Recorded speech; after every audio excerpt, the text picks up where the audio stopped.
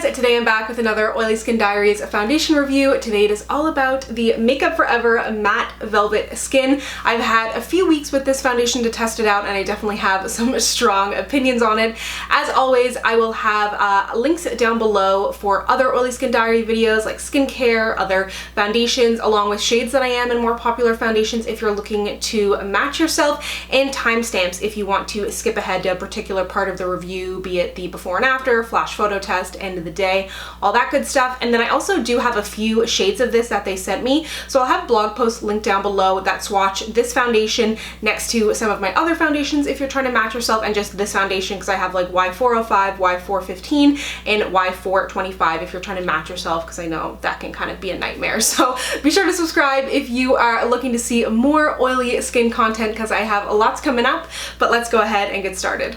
So this is the newest foundation to Makeup Forever's line. I actually never reviewed the original Matte Velvet, and I have it, so let me know if you'd like to see it, but I don't know if it's kind of pointless now. But this foundation retails for $38 American, $48 Canadian. You're getting a full fluid ounce in here, which is the average size of a foundation. I like the squeezy bottle format, makes it quite easy for travel. It's nice and slim.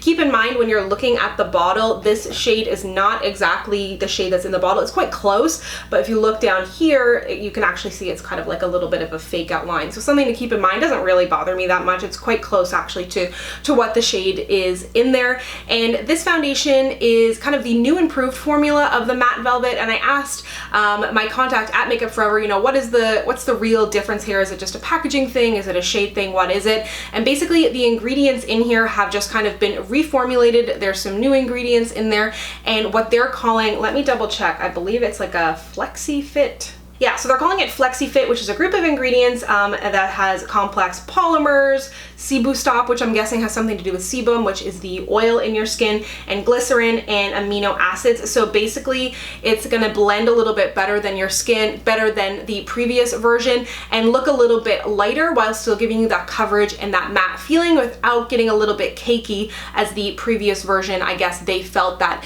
it could tend to cake up. So this is kind of the new and improved version of this. And as I mentioned, I have been testing this out for some time. I do have quite oily skin. I definitely, in the summer, it's not even the oil now in the summer, it's like just the pure sweat. So I've been putting this to the test to see if it really does hold up to its claims. Today I'm wearing Y425, which is honey. I did a get ready with me where I wore Y415, which is generally more my shade in Makeup Forever. That one is almond, but I was away about 3 weeks ago and got a ton of color. So right now Y425 is a better match for me. So I'm gonna go ahead and move you in so we can put it on my face.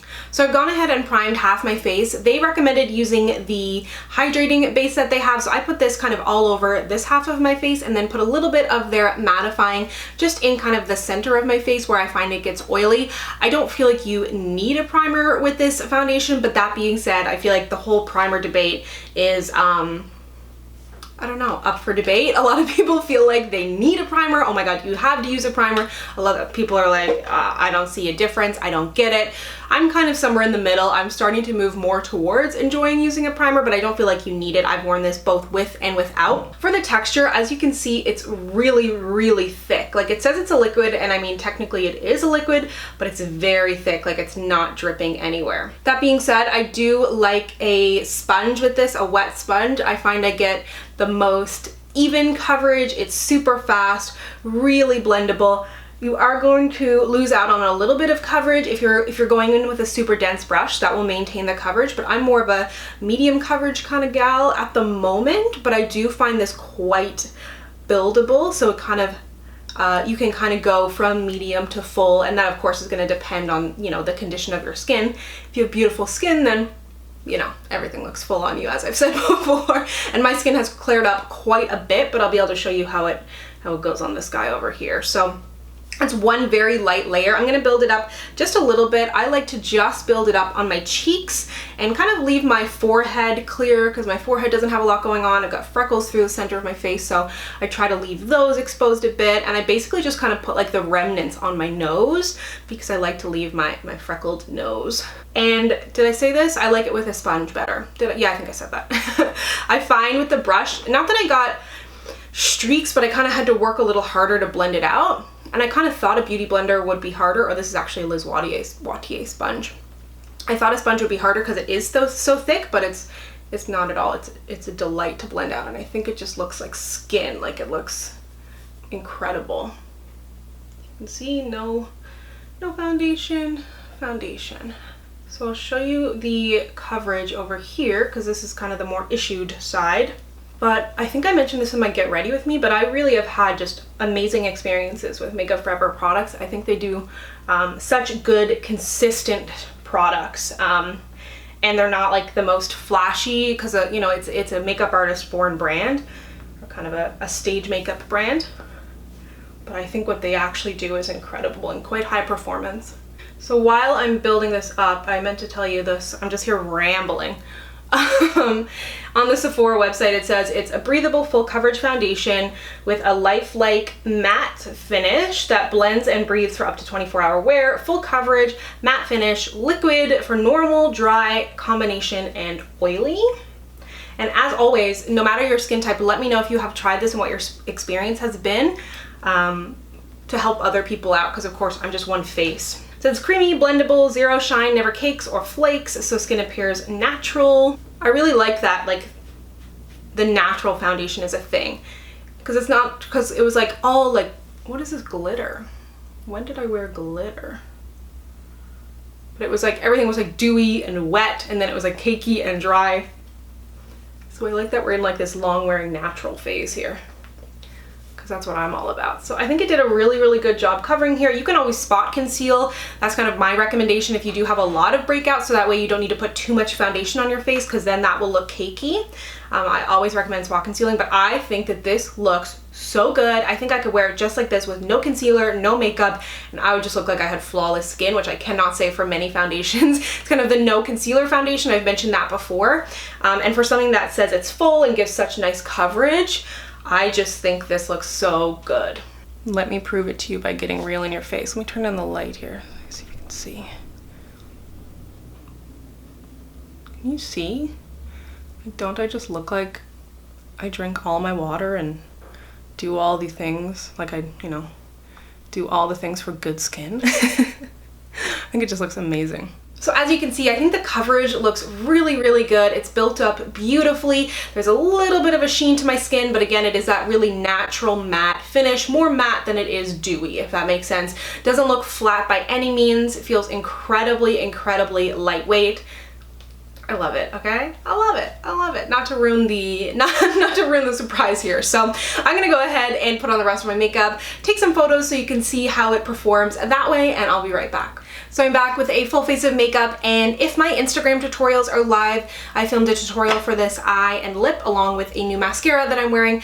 They will be linked down below, or stay tuned to see those on Instagram. It's just at Samantha Jane YT. Post a lot of like little mini tutorials there and things that I don't get the time to post here. But anyways, back to the foundation. Things look really, really good. For my flash photo test, or for my photo test, I took a photo just here in front of my lights, and I've taken photos with this in natural light as well, and I think it looks so good. Super, super natural. And then I decided to go into my hallway where it's like pitch black and take a flash photo, and I think it ended up looking really, really good. It doesn't have many claims for kind of photography or anything like that, but as I mentioned, Makeup Forever is one of those brands that is used in flash photos, in television. It's a very, very makeup artist friendly brand, so it performed very, very well. So quite happy with that, and I think the finish looks gorgeous. So I'm gonna go ahead about my day, and I will check back with you in some natural light so you can see how it looks in some more natural lighting.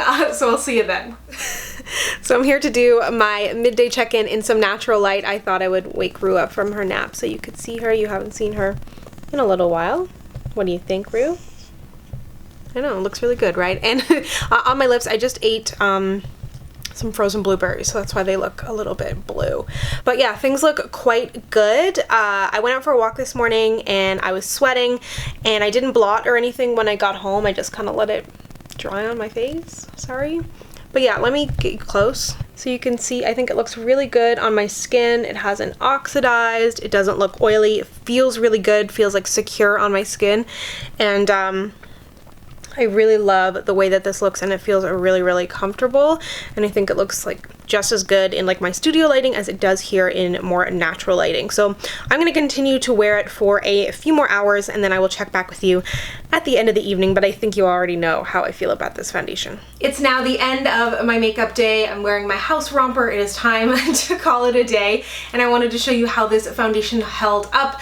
I think it looks incredible, and this is really no surprise to me. As I've mentioned, I have been wearing this straight for about 2 weeks. Every time I've worn foundation since I've gotten this is what I've been wearing, and I think that really kind of goes to show how much I love this, because I have a lot of foundations to test, and generally I'll kind of wear one and then I'll form my opinion and move on. But this one I've been wearing to events, I've been wearing on days where I have to wear a long wearing makeup, and that generally doesn't happen as soon as I'm testing something out, because I want to wear something that I know I can count on, but I feel like I can count on him. So him being the foundation. I don't know why I made it a person or a male in that matter.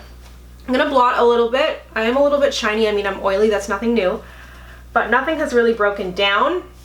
I don't feel like it has oxidized. I think it looks really, really good on the skin.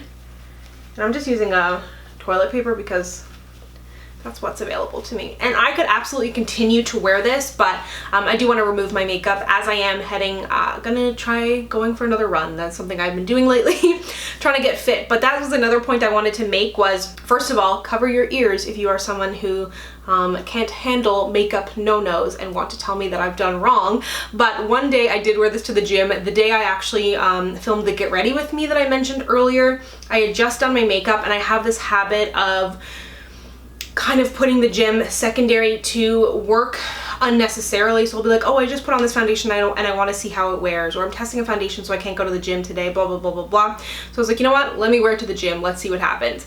People who wear makeup to the gym, I don't know how you do it, because it was just like, ugh. But I was kind of curious because it does talk a lot about being high performance and long wearing. So I did blot my face throughout my session. I didn't do a ton of cardio. It was like 5 minutes of cardio warm up plus like some strength training. So I was still sweating and kind of blotted a little bit.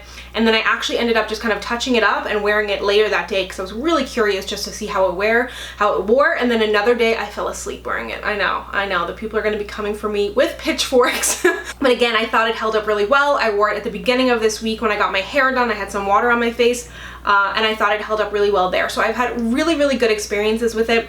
The days that I've worn it, like yesterday I wore it for a very long period of time as well, and I was in and out of the house, crazy humid, super sunny, sweating a lot. So as I was blotting, I did lose a little bit of foundation as the day went on, but I feel like a lot less than I normally would have. I personally don't feel like any foundation is 100% transfer proof, but I do feel like this really does stick on the skin and sticks around really, really, really nicely. This is now one of my top foundations for sure. I absolutely love it. I love that it has a natural finish. It's buildable coverage, but it's still long wearing. It's not too oily. It's a natural matte finish, and it just holds up so well. If you have a normal to combination skin type, you may not need to set it. I like to set this one, but I could maybe get away with it, but I do like to do a little bit of a light powder.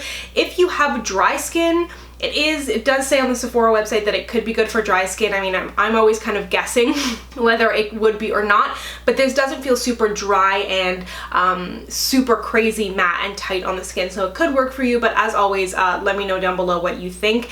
And I did review the Makeup Forever water blend a little while back, so I will list that review down below. That one I really enjoy. It's a much lighter coverage, kind of much more natural finish foundation. So if this sounds a little too matte and a little too full coverage for you, and we're looking to stay in the Makeup Forever family, that's a great one. I have not tried the HD or the stick. Let me know if you have tried those. I know they're super classics and I can't believe I haven't, so I probably should get on that. But overall, if I recommend this foundation, the answer is huge thumbs up. I think it's incredible and has definitely made it to the top of my foundation roster for the time being. I mean, it switches all the time, but right now I've been wearing it and really, really enjoying it. So if you want to pick this up, I always have it linked down below. But remember, if you are able to go into a Sephora, grab a sample, figure out your shade, figure if it's going to work out for your skin type, and then you can figure out if you want to purchase it for yourself. That way you know for sure. So thank you so much for watching. If you'd like to connect with me, you can find me on Instagram, Twitter, and Facebook at SamanthaJaneYT, and I'll see you guys next time. Bye!